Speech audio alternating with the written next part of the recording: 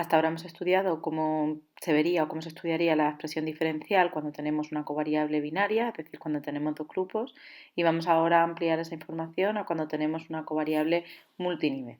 De cómo llevamos esto al nivel en el que tenemos más de dos grupos, ¿vale?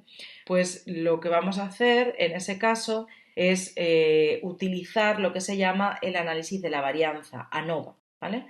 ANOVA también lo habéis estudiado en primero, podéis retomar lo que ya habíais visto de él, pero por contároslo un poco así en términos generales, la ANOVA, el contraste de ANOVA tiene de nuevo dos hipótesis.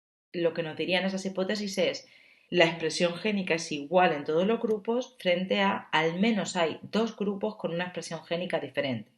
Pero fijaros que este contraste, lo importante de él es que no nos va a marcar qué genes son diferentes realmente, sino que lo que nos va a decir es que al menos hay dos que tienen una expresión génica diferente.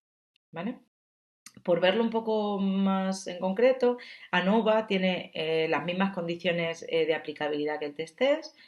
El test-test, es decir, normalidad e igualdad de varianza entre todos los grupos.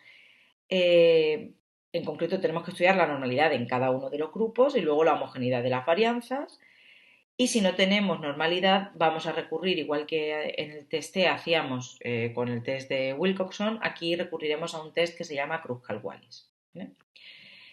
Por enseñaros, como decía, un poquito qué es ANOVA, en ANOVA lo que hacemos es estudiar la diferencia de medias, pero en lugar de estudiarlas como diferencia de medias, lo que vamos a hacer es estudiar la variabilidad de los grupos, ¿vale? La variabilidad que hay entre los grupos.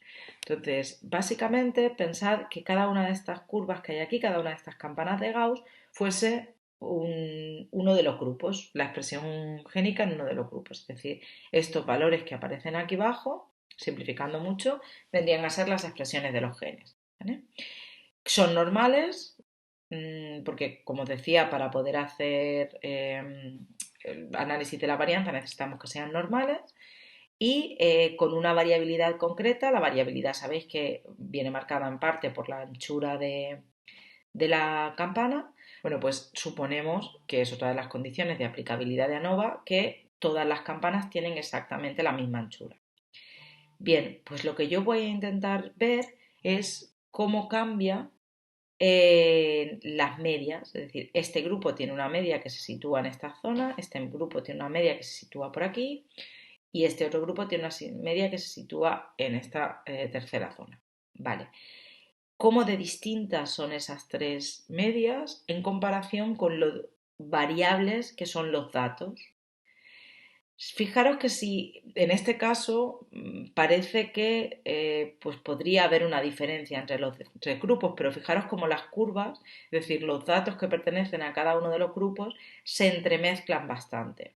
Entonces, eso es lo que va a hacer ANOVA. Lo que va a hacer ANOVA es comparar cuánto se entremezclan los tres grupos a partir de comparar la variabilidad dentro de los grupos y la variabilidad entre los grupos. ¿Vale?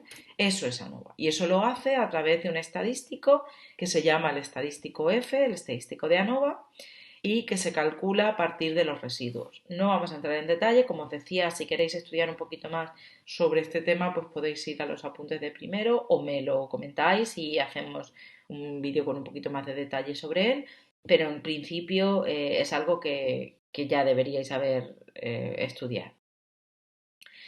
Bien, estos son los residuos, como decía, no vamos a entrar mucho en detalle, tenéis la presentación, podéis echarle un vistazo. Lo que me interesa contaros de aquí, y con esto termino, es que, como os he dicho, cuando hacemos ANOVA, lo que nos permite decir que algún grupo es diferente, pero no nos dice cuál. Entonces, cada vez que hacemos una ANOVA, después tenemos que hacer contrastes que se llaman 2 a 2 entre pares de grupos. Compararíamos cada grupo con todos los demás, básicamente.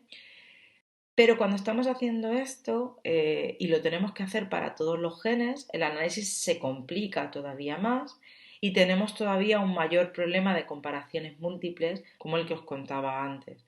Porque al final lo que nos va a pasar en ese caso es que vamos a tener el problema de la complejidad o de las comparaciones múltiples para cada gen, dentro de cada gen y luego para todos los genes para los que vamos a tener que hacerlo. Entonces es un problema que se complica considerablemente.